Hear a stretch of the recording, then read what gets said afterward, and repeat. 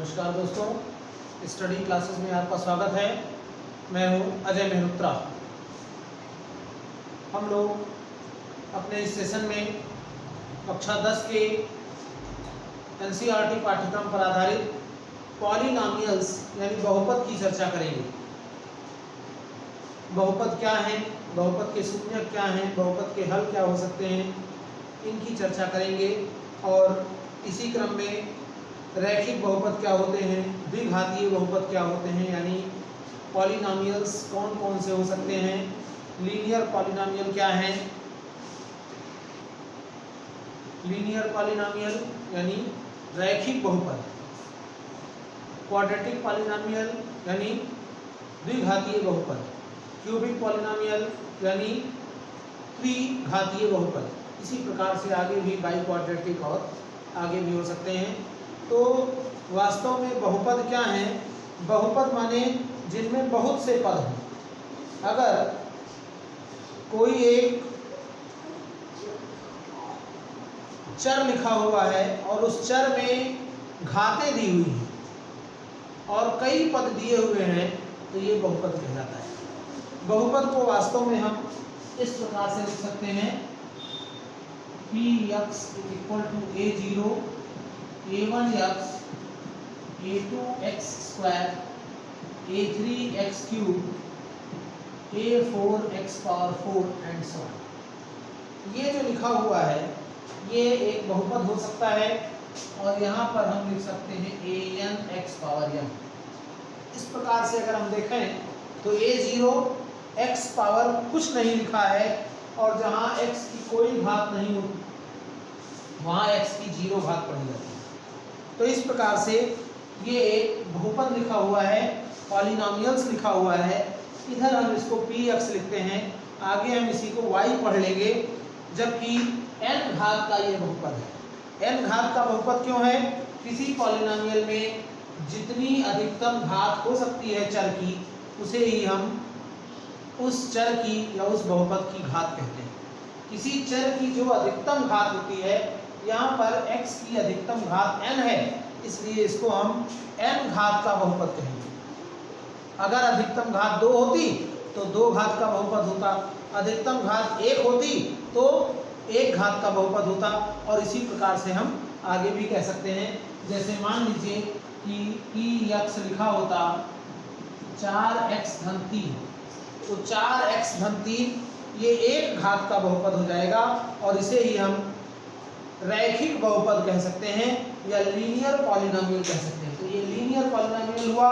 Quadratic polynomial इसी प्रकार से होगा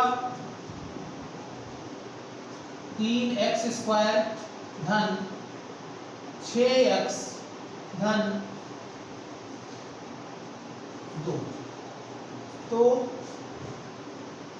3x² + 6x + 2 या इसी प्रकार से अगर हम कुछ ऐसा देखें कि इसका फैक्टर हो जाए तो 5x कह सकते हैं। 3x² + 5x + 2। तो ये x में 2 घात वाला बहुपद है, क्योंकि इसमें x की अधिकतम 2 घात है। तो जो ये बहुपद होगा ये क्वाड्रेटिक पॉलिनॉमियल यानी द्विघातीय बहुपद कहलाएगा। इसी प्रकार से आगे 3 घात का बहुपद माने इसका क्या हुआ? इसको हम लिख सकते हैं Px = a0 + a1x। इसको लिख सकते हैं क्वाड्रेटिक को a0 a1x + a2x²। और इसी प्रकार से अगर हम क्वाड्रेटिक लिखें तो a0 a1x a2x² और a3x³। द्विघातीय बहुपद जो लिखे जाते हैं, पहले हम लीनियर की बात कर लें। रैखिक या एक घातीय बहुपद जो होते हैं उनको a + bx लिखा जाता है, ये px हो जाता है। इसी प्रकार से क्वाड्रेटिक जो होते हैं उनको हम ax² + bx + c लिख सकते हैं। इसको भी इसी पद में लिख लिया जाए तो ax + b लिख लेते हैं। 3 घात वाले जो होते हैं यानी क्यूबिक पॉलिनॉमियल, उनको हम ax³ bx² cx + d लिख सकते हैं। और इसी प्रकार से बाई क्वाड्रेटिक जो होंगे ए एक्स की घात 4 B X cube C X square D X plus E लिख सकते हैं। तो ये हमारे एक घातीय, द्विघातीय, त्रिघातीय और चतुर्थ घातीय बहुपद हुए। और बहुपद की डिफिनीशन हमको लग रहा है आप समझ गए होंगे। बहुपद का मतलब हुआ जिसमें कई पद लिखे, बहुपद जहां बहुत से पद हो। तो इस प्रकार से एक पॉलिनोमियल है जिसको हम पॉलिनोमियल को पी एक्स से लिखते हैं। तो पी एक्स बराबर a0 x power 0 plus a1x plus a2 x square plus a3 x cube plus a की घात 4 a4 x की घात 4 and so on plus an x की घात n। अब एक पॉलिनोमियल लिया जाए और उस पॉलिनोमियल की वैल्यू निकाली जाए x के किसी मान के लिए। एक पॉलिनोमियल px है 5x स्क्वायर धन 6x धन 1। अब हम अगर x के किसी मान के लिए इस पॉलिनोमियल की वैल्यू निकालें तो x बराबर 0 की बात करें तो p 0 हो जाएगा 5 0 स्क्वायर 6 0 प्लस 1 यानी 0 यानी ये 1 यानी x बराबर 0 पर इस पॉलिनोमियल का मान 1 आ रहा है यानी p0 बराबर 1 हो गया। अगर x बराबर 1 पर निकालें तो p1 5 1 स्क्वायर 6 1 और प्लस 1 यानी 5 प्लस 6 यानी ये 12। तो x बराबर 1 पर इस पॉलिनोमियल की वैल्यू 12 आ गई। तो इस प्रकार से हम x के किसी मान के लिए उस पॉलिनोमियल की वैल्यू फाइंड कर सकते हैं। यानी अगर कोई px चर x में बहुपद है तो x बराबर अल्फा रखकर उस बहुपद का मान x बराबर अल्फा के लिए ज्ञात किया जा सकता है। x बराबर अल्फा के लिए हम उस बहुपद का मान ज्ञात कर सकते हैं। अब हमको ये भी देखना है कि बहुपद का शून्य क्या होगा। बहुपद के शून्य का मतलब हुआ x का वो मान जिसके लिए उस बहुपद का मान शून्य हो रहा है, यानी x के उस मान के लिए जिस पर वो बहुपद शून्य होता है उस बहुपद का शून्य कहलाता है। अगर हम इसी बहुपद की बात करें, बहुपद के शून्य की बात करें px equal to 5x square plus 6x plus 1, तो शून्य की बात की गई। शून्य के लिए एक शर्त होती है कि px बराबर 0 होगा। अगर हमको किसी पॉलिनोमियल का शून्य फाइंड करना है, जीरो ऑफ पॉलिनोमियल फाइंड करना है, तो उसके लिए हमको जो पॉलिनोमियल है उसको इक्वल टू 0 करना होगा, यानी px बराबर 0। तो 5x स्क्वायर 6x धन 1 बराबर 0। अब हम इसका गुणनखंड कर सकते हैं, फैक्टर करेंगे तो 5x square plus 5x plus x plus 1 बराबर 0। यानी इससे हम 5x कॉमन ले लेंगे, यहाँ x बचेगा, और यहाँ से 1 कॉमन ले लेंगे, यहाँ भी x बचेगा। यानी हमारे पास जो फैक्टर हुआ x प्लस 1 और 5x प्लस 1, तो x प्लस 1 बराबर 0 यानी x इक्वल टू -1। और दूसरा बना 5x प्लस 1 बराबर 0 यानी 5x बराबर -1 यानी x बराबर -1/5। तो x की दो वैल्यू हमको मिल रही है, एक -1 और एक -1/5। हम अगर देखें यहाँ p1 निकालें, px दिया हुआ है 5x स्क्वायर 6x धन 1, तो p-1 अगर निकालते हैं तो 5 -1 स्क्वायर 6 -1 और प्लस 1, तो ये 5 हो जाएगा, ये -6 और ये +1 0। यानी यहाँ पर उत्तर की जांच भी हो जा रही है कि x बराबर -1 पर दिए गए पॉलिनोमियल की वैल्यू 0 है। इसी प्रकार से हम अगर x बराबर -1/5 रखें तो भी ये पॉलिनोमियल 0 आएगा। यानी ये जो दो मान मिलते हैं इसको हम जीरो ऑफ पॉलिनोमियल कह सकते हैं, बहुपद का शून्य कह सकते हैं। तो बहुपद के शून्य क्या होंगे? बहुपद के शून्य का अर्थ x के उस मान से है जिस पर उस पॉलिनोमियल की वैल्यू 0 होगी। x x का वो मान जिसके लिए दिया गया पॉलिनोमियल शून्य हो रहा है, दिया गया बहुपद 0 हो रहा है, उस बहुपद के शून्यक कहलाते हैं। और इस प्रकार से हम बहुपद का शून्यक ज्ञात कर सकते हैं। किसी बहुपद का शून्यक अगर हम ज्ञात करते हैं यानी x की वैल्यू ज्ञात करते हैं तो यहाँ पर एक क्वाड्रेंट की भी बात आती है। क्वाड्रेंट यानी चतुर्थांश की बात आती है। तो बहुपद के शून्यक की बात हुई। अब अगर किसी बहुपद का कोई शून्यक है तो वो x अक्ष को काटेगा, वो x अक्ष को उतने ही पॉइंट्स पर इंटरसेक्ट करेगा जितने उसके जीरो। किसी पॉलिनोमियल के जीरो जितने होंगे वो x अक्ष को उतने ही यानी x एक्सिस को उतने ही पॉइंट्स पर इंटरसेक्ट करेगा, उतने ही बिंदुओं पर काटेगा। अगर हम कोई क्वाड्रेंट की बात करें, चतुर्थांश, ये चतुर्थांश है, x अक्ष, y अक्ष, x डैश और y डैश। ये x की पॉजिटिव डायरेक्शन होती है और ये y की पॉजिटिव डायरेक्शन होती है, ये x की निगेटिव डायरेक्शन होती है और ये y की निगेटिव डायरेक्शन। ये आप 9th क्लास में कोऑर्डिनेट में पढ़ चुके हैं। क्वाड्रेंट चतुर्थांश, x अक्ष पर यानी इस एक्सिस पर y का मान 0 होता है और इस एक्सिस पर x का मान 0। y अक्ष पर x का मान 0 और x अक्ष पर y का मान 0 होता है। तो अगर हम एक पॉलिनोमियल की बात करें, लीनियर पॉलिनोमियल ले लें, रैखिक पॉलिनोमियल ले लें 5x - 20, तो शून्यक के लिए क्या बताया गया? शून्यक के लिए px = 0। तो जब px को 0 करेंगे तो 5x - 20 = 0 यानी 5x = 20, x = 4।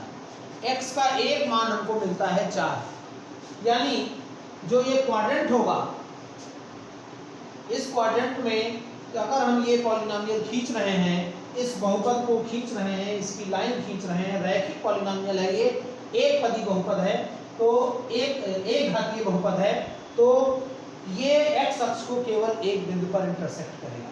अगर हम इसका ग्राफ खींचें, आलेख इसका देखें, तो आलेख खींचने का तरीका एक बहुत बड़ी समस्या है स्टूडेंट्स के सामने। आलेख बनाना नहीं जानते, जबकि बहुत सिंपल सी बात है, बहुत आसान है। क्या करते हैं आलेख खींचने के लिए? जो p अक्ष है इसको हम y पढ़ लेते हैं और ये हो गया 5x - 20, यानी हमारे पास हो गया 5x - 20। हम आलेख खींचना भी बता दे रहे हैं, बहुत महत्वपूर्ण है। मैं देखता हूँ कि कक्षा 12 के छात्र 12th में पहुँच गए हैं, फिजिक्स पढ़ रहे हैं, लेकिन उनके साथ बड़ी प्रॉब्लम है, या तो उन्होंने सीखा नहीं, या जबकि कुछ ऐसा नहीं है, बहुत आसान सा है, मेहनत तो करनी ही पड़ेगी। मैथमेटिक्स और फिजिक्स ये दोनों ऐसे सब्जेक्ट हैं जिनसे अगर आप 1 फीट दूर भाग रहे हैं तो वो 8 फीट दूर भागेंगे। तो मैथमेटिक्स से जुड़ना पड़ेगा। मैथमेटिक्स बहुत आसान है, थोड़ा सा देखने की ज़रूरत है। y = 5x - 20, यहाँ पर आप एक इस तरीके से ड्रा कर लीजिए और यहाँ ये लिखिए x, यहाँ लिखिए y और यहाँ लिखिए पॉइंट, बिंदु। अब कम से कम 2-3 बिंदु आप ले लीजिए, 2-3 मानों के लिए। x का कोई मान ले लें अगर हम, तो x का मान कुछ ऐसा लें कि इजी हो।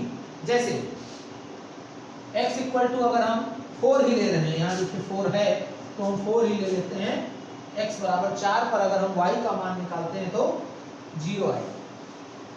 अब x = 4 के बाद कुछ और ले लें, जैसे 5 ले लिया गया, तो x = 5 लेंगे तो y = 5 × 5 - 20 यानी 25 - 20 यानी 5 हो जाएगा।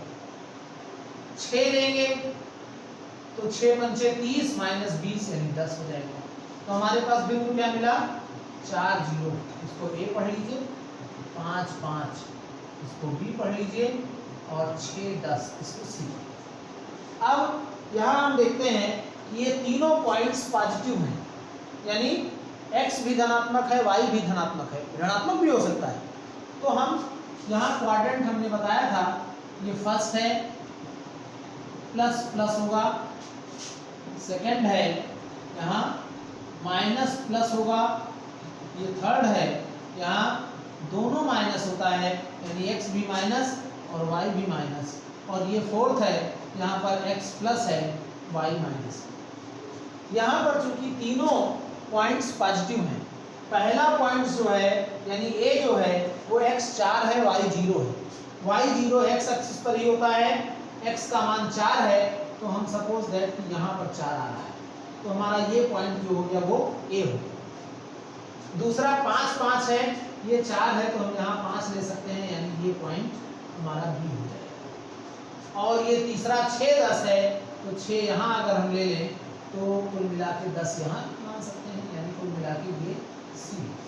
अब हम अगर इसको मिलाएं तो ये तीनों एक लाइन ड्रा करेंगे यानी ये हमारा ये c।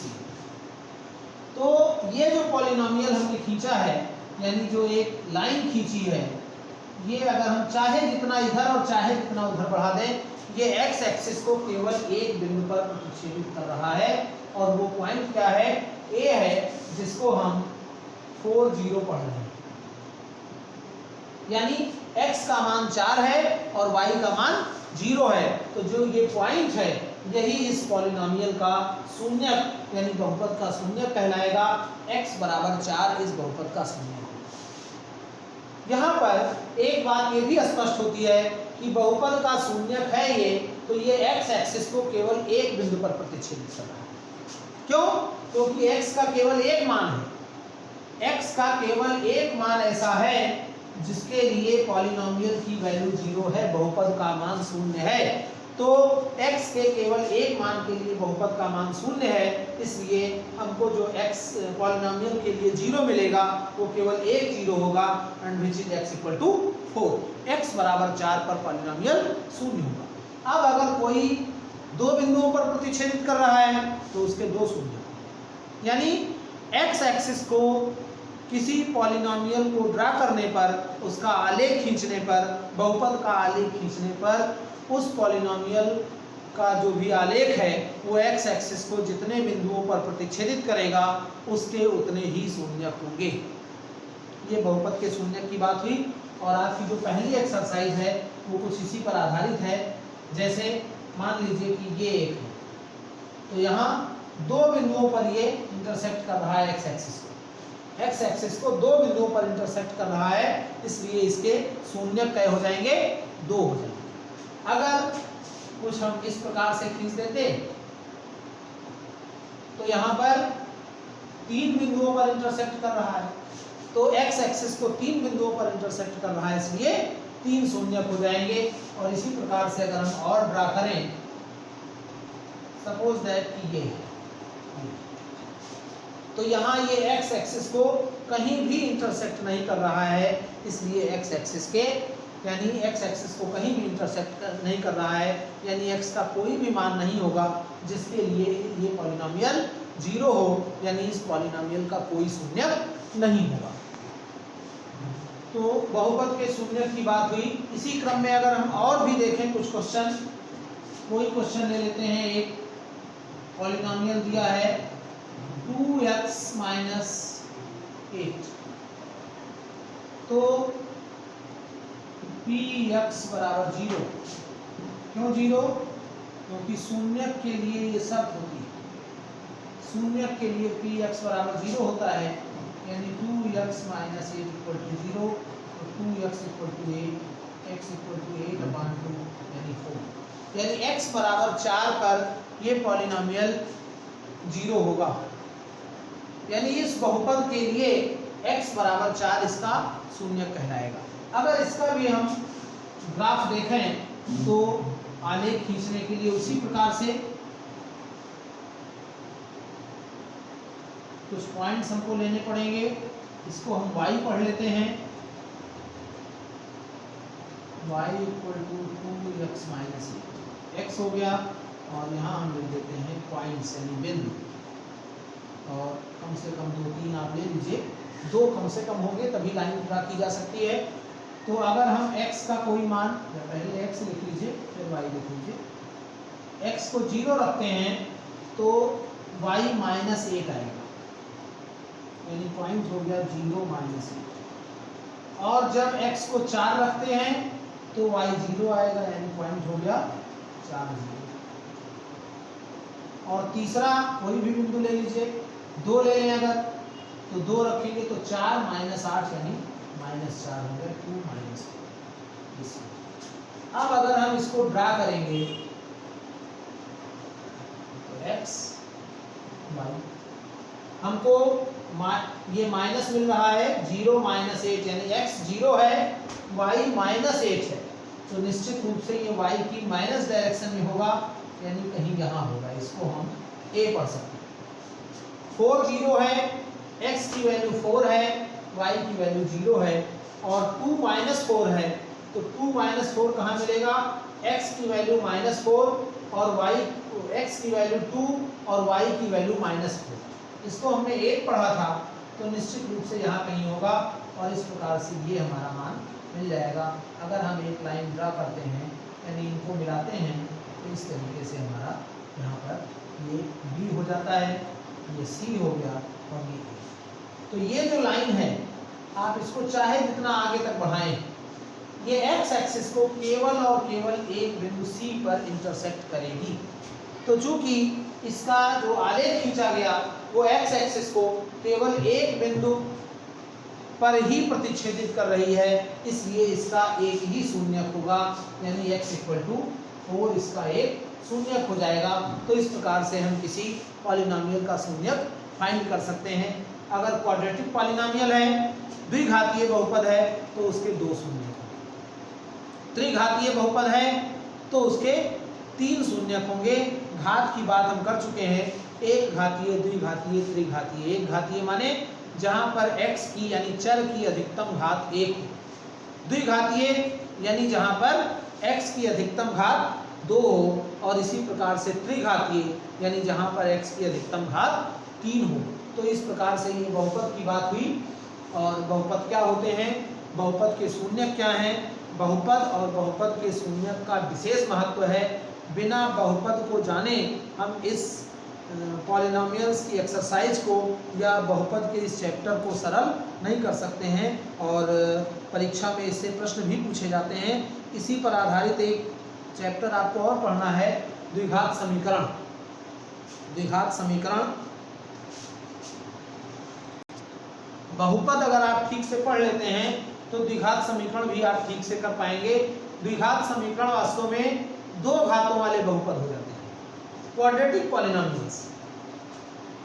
जब द्विघात समीकरण की बात करेंगे, क्वाड्रेटिक इक्वेशन, तो वहीं पर इसकी हम बात करेंगे। फिलहाल हम बहुपद की बात कर रहे हैं।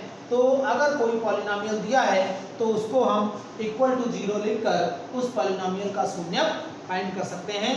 और आप समय का सदुपयोग करें, और समय का सदुपयोग करके YouTube के माध्यम से जो भी आपके पास संचार व्यवस्था है, उस संचार व्यवस्था के माध्यम से सहयोग लेकर, मोबाइल का उपयोग करके, आपके पास लैपटॉप अवेलेबल है तो उसका उपयोग करके, बुक्स अगर अवेलेबल हैं तो ठीक है, नहीं है तो नेट से आप डाउनलोड कर सकते हैं NCERT की किताबें, सारे लिंक अवेलेबल हैं। और आप निश्चित रूप से अपने परीक्षा की तैयारी करते रहें। ज़्यादा आपको नहीं पढ़ना है, सिलेबस भी बहुत ज़्यादा नहीं रह गया है, लेकिन फिर भी NCERT का सिलेबस है, और उस सिलेबस के हिसाब से आपको अपनी एक एक चैप्टर की धीरे धीरे तैयारी करते रहना है।